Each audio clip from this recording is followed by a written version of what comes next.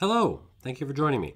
So, at the end of this week, I will be coming up on my 40th birthday, which marks the definitive end of my youth. So it seemed like a good time to pop open some pretty special bottles. And I'm going to do this video kind of in two parts, and I'm going to pop my bottles in a very intentional order. So what are we going to start with today?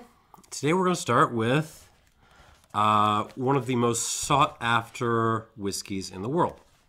This is a Port Ellen, 1982, from Scotch Selection. This was one of the many bottles that were floating around 12, 15 years ago that I happened to be smart enough to grab a bottle of, squared away for a special occasion. And occasions don't come much more special than this. So I have not checked the secondary prices on this. I'm sure this is now worth an order of magnitude more than what I paid for it.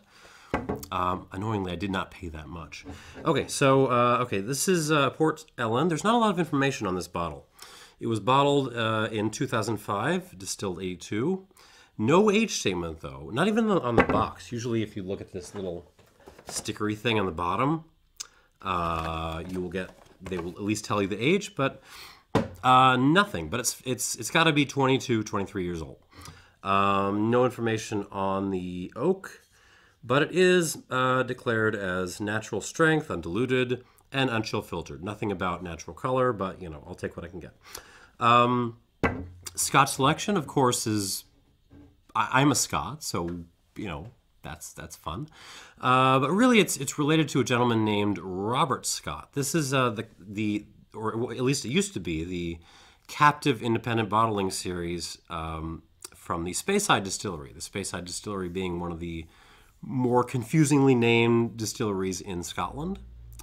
Imagine there being an Islay distillery. That doesn't exist, but the Speyside distillery does. They're also very secretive. They used to have like a 12-year-old out there way back in the day that was actually okay. It was kind of like card game themed. It was all right. And now they've basically just, I think they're entirely focused on selling to international blends and stuff. Anyways, the Scotch Selection here was a project of Robert Scott, their first master distiller. He picked some good stuff. Some of it is still floating around out there. Well worth a shot if you can find it. Anyways, let's try this. So, natural cask strength of 57.2%, probably 22, 23 years old, and it's Port Ellen.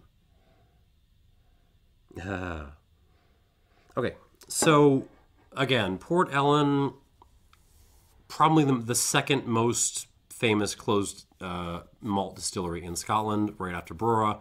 Both of them getting reopenings, amazingly enough. Very collectible, all that stuff. Here's the thing. I imagine the collectors buying stuff like this think of this as being, they're going to imagine this as being like old Ardbeg or old Macallan or something. A very interesting distillate, kind of rounded out by lots of oak, and in any case, very approachable. Very kind of easygoing and easy drinking and all that stuff, despite the provenance and the complexity and all that. That is not what Port Ellen is. Port Ellen is austere. Port Ellen is... It's not going to hold your hand. Like, this is a very difficult distillate. And in an age like the early 80s, when cleanliness in one's distillate was a value, you can kind of tell why they would have shut this one down. Okay, so on the one hand, it's a very maritime peaty. There's a good old dose of classic Islay peat in here. It's very Kalila in lots of ways. It's a little bit medicinal too, so it's really Kalila with a dash of Laphroaig in there. Kind of moderate levels of peat. We're talking, again, Kalila peat, Bowmore peat, more so than Laphroaig or Ardbeg or anything like that. But then, beyond that kind of classic Islay, maritime peaty note, you are getting some serious barnyardiness. This is some stinky shit. Mud. Old grass. There's like an old manure sort of note in this, and it just smells like wet animals, like animals with wet fur and wet wool kind of running around. So really, it's got a hint of like Bruichladdich can sometimes do that, but this is so much more stinky than Bruichladdich tends to get. We're approaching like Jura level, like peated Jura, but then there's a graininess, like a funky beery graininess to this, which I don't find so often in Jura. Yeah, there's like a beery, almost a barley wine kind of thing, like really high alcohol, kind of funky beer. Some porridge. Yeah, and then beyond that, you're getting like some toasted vanilla peel sort of notes. There's a little bit of like a, Tobermory comes to mind, but it's not fruity enough to be Tobermory. It's almost more like an old school Lowlander, not triple distill, not Rosebank. This is more like Linlithgow, or like, Benromach at its weirdest. That kind of grainy, beery, lemon peely kind of thing, grassy. There's some fennel in there. And then, of course, like, this is still 22, 23 odd years in oak, so you are getting some vanilla, like some vanilla pudding kind of stuff going on. Oh, there is a little bit of fruit in here, like maybe one apple, like one kind of sour green apple, but that's really it. Like it's stinky and beery, and it's got that kind of maritime, slightly medicinal, peaty thing. This is not friendly. This is not gonna hold your hand or flatter you at all. On the palate,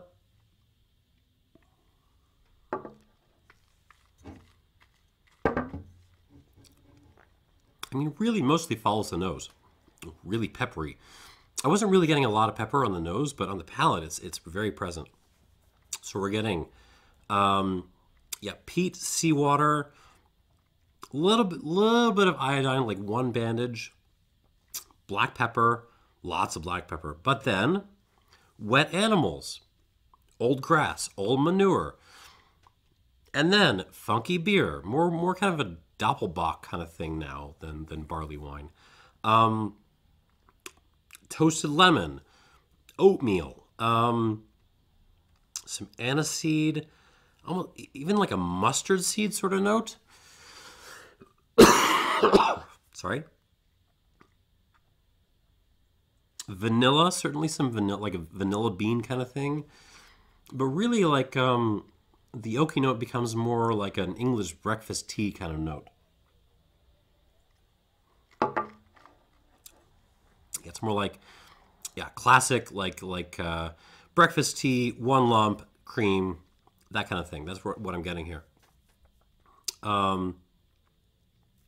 One apple, half a quince. Very long finish on like mostly peat and pepper and kind of a coal smoky thing. Yeah, I'm not going to deny this is good. This is a really, really good malt. I've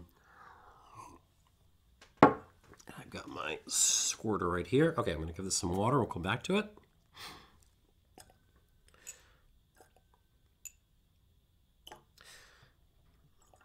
That's 4. I would guess 4.5 on this.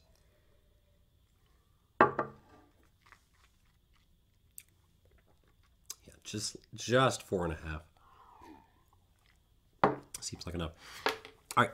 So the kind of hybrid character of this did make me curious about whether you could kind of recreate this profile. So you know what? While I'm waiting for this to kind of mellow out, take on the water, we're going to try to do just that.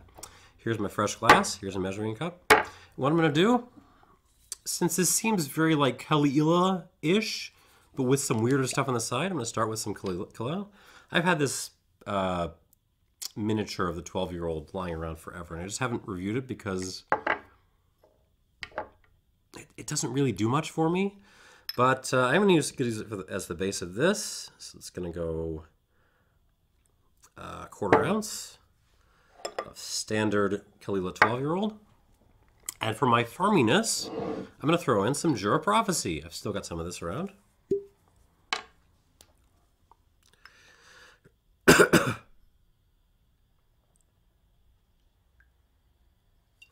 Okay, 1/4 ounce, half a teaspoon of that. Let's put our caps back on. Thank you for humoring me. And because I don't have any Linlithgow open, I don't even have any Bladnoch open right now.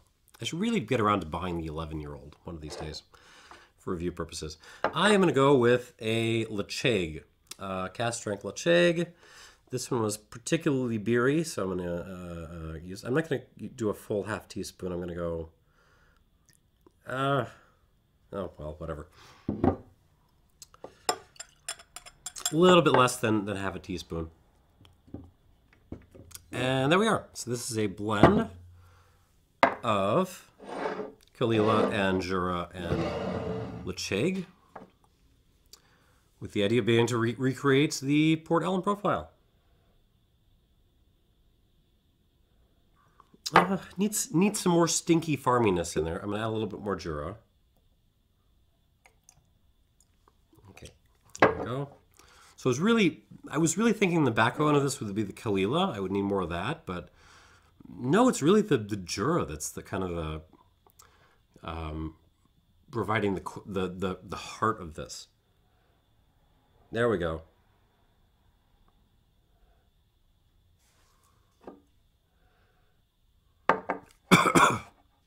I mean, it's not the same thing, right? This is some extra layers of complexity in there because, you know, it's cast strength and 22 years old, but this little blend here is pretty close, actually.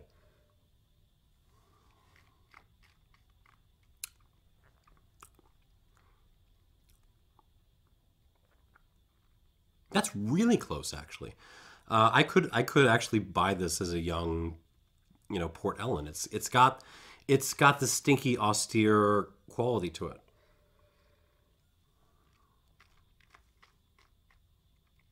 This is kind of righteous. All right, but I'm going to put it aside so I can continue my review.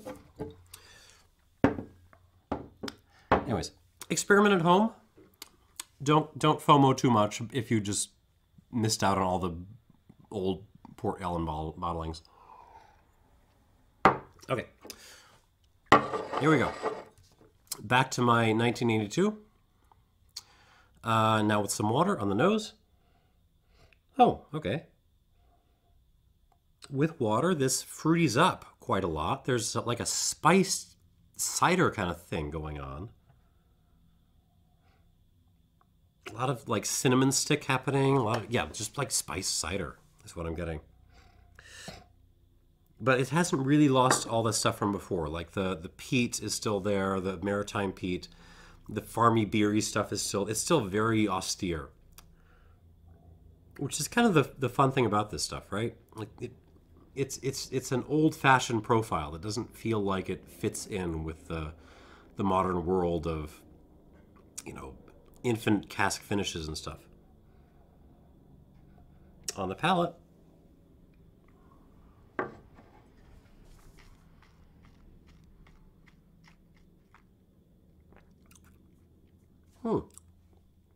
okay.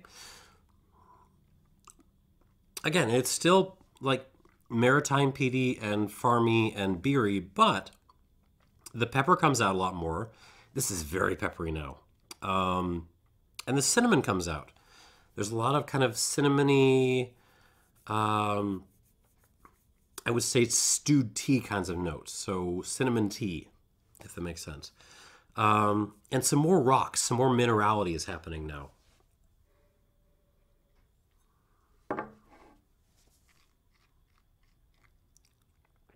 Huh.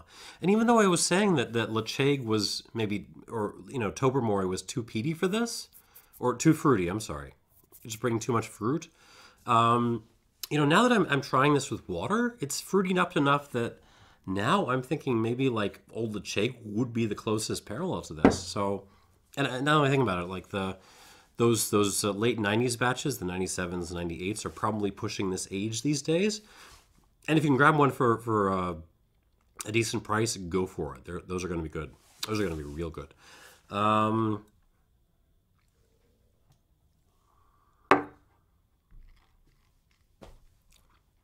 This Port Ellen, though, I ain't gonna lie.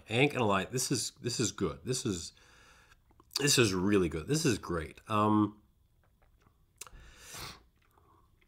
It's just a great Old Glory. It is. I'm not going to give this any less than 91 points. This is absolutely a 91-point Scotch, and yeah. Yep, that's kind of all I can say about it. So, having watched this all the way through, especially if you're a younger person, you're probably now FOMOing about this a little bit, wishing you could try this, right? And that's fair. That's absolutely fair. Here's the thing, though: don't do it. Don't do it. Not only because you can make nice little Port Ellen blends yourself at home. Still got a little bit too much fruit for it. Maybe I added too much Laphroaig. No, it's close. It really is close. Not only because you can make your own blends at home, but because, like, this in a lot of ways doesn't belong to us anymore. There are a couple of nerds like me who secret away bottles like this. Back in the day, we had, we were lucky enough to have the foresight, but for the most part, this belongs to the collectors. That's it. It's going into someone's portfolio, and until the revolution comes, like it's not coming out of there. Like this is, but that's not to say you can't get stuff that's just as good as this, if not better, for more aggressive, more aggressive pricing than this used to be, and indeed, way more aggressive pricing than where this is now. And that's really what the second part of this video is about.